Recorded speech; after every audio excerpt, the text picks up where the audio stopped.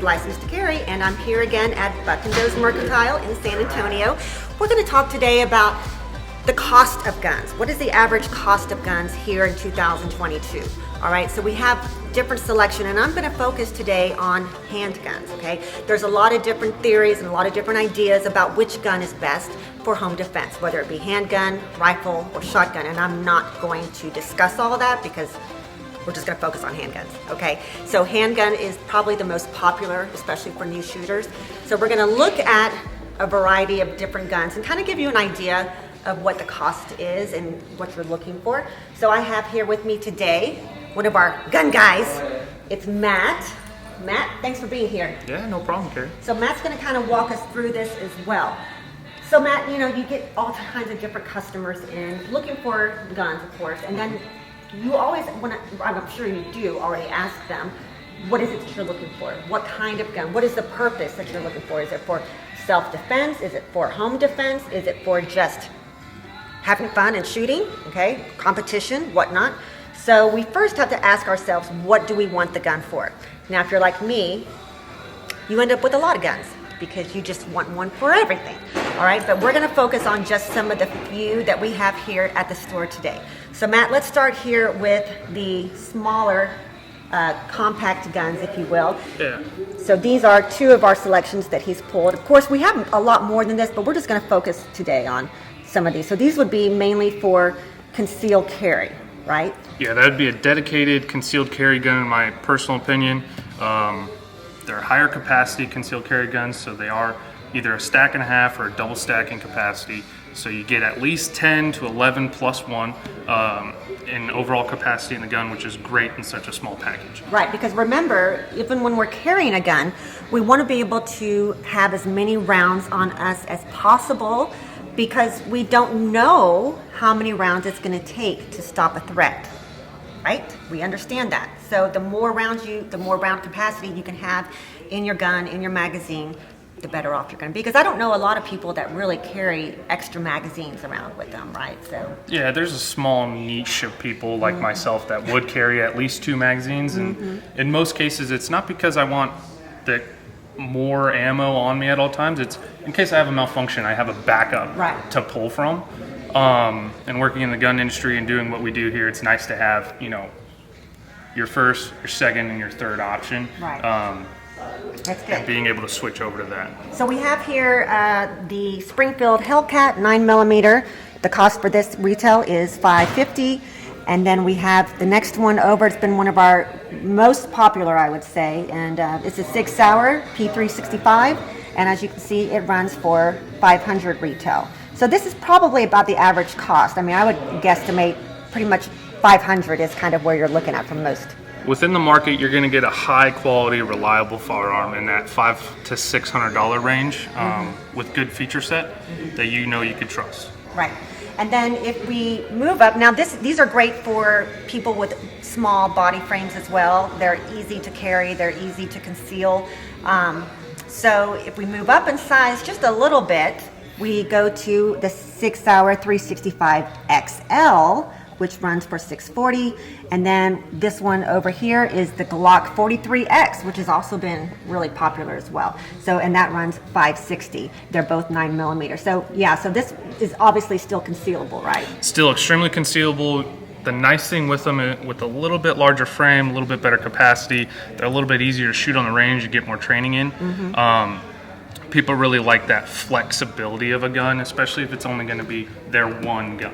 Right. So you get a little bit more capacity out of these. There's a little bit more aftermarket support for them with extended magazines, accessories, red dots, flashlights, and all that stuff. Yeah, and we haven't even really addressed that yet. But when you do buy a gun, it's usually not just the gun that you're buying. You're buying maybe, most guns come with 2 magazines, right? On average. So on average. So if you want a third magazine, you know, that's going to run you $20 maybe, something like that, depending on the gun.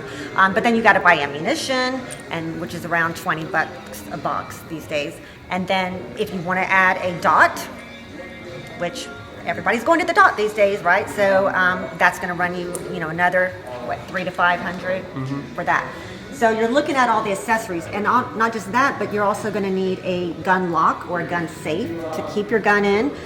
Most new guns all come with some kind of a locking device, whether it be the cable lock, but they will, or key perhaps, but they will, most of them will come with some kind of, but you just need to know that when you take your gun home, do you have a way to store it? Okay, so gun safe may be something, as well as eye and ear protection, right? So, and I talked in another video about electronic ear protection, how we always recommend those, especially if you're taking classes, because then you can hear what the instructor is saying.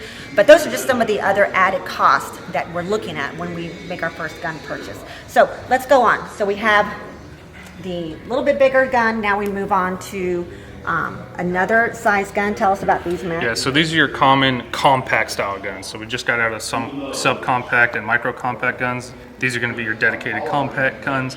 A little bit smaller frame, a little bit shorter barrel versus your full size options, but still offer much bigger grip. So people with larger hands like to do more shooting, take a lot more classes. These are a little bit more hard use base, ready to go, and yet small enough to conceal if you wanted to. Yeah, maybe a larger frame body.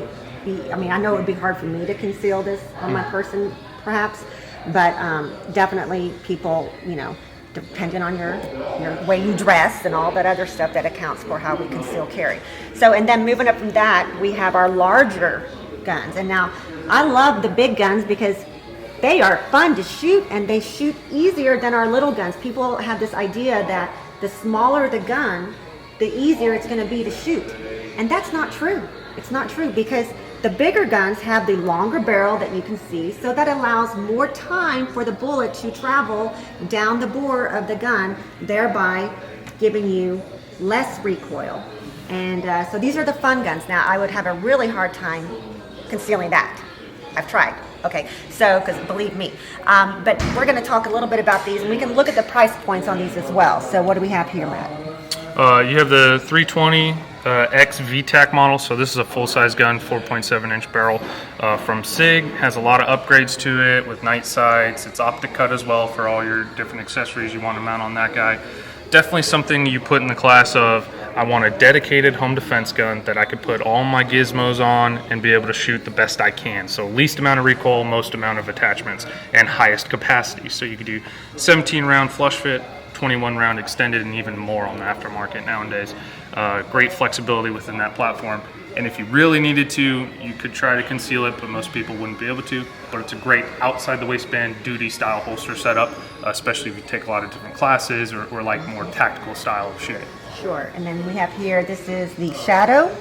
Yep, that's a Shadow Systems DR920. It's their full-size gun based off of a Glock type of platform that they've spiffed up, done a lot of different things to help with overall recoil management and shooting. So it's basically a tricked out Glock from Shadow Systems, great company. Awesome. Also 17 round capacity and up from there. Perfect. And then this one is the Glock 19.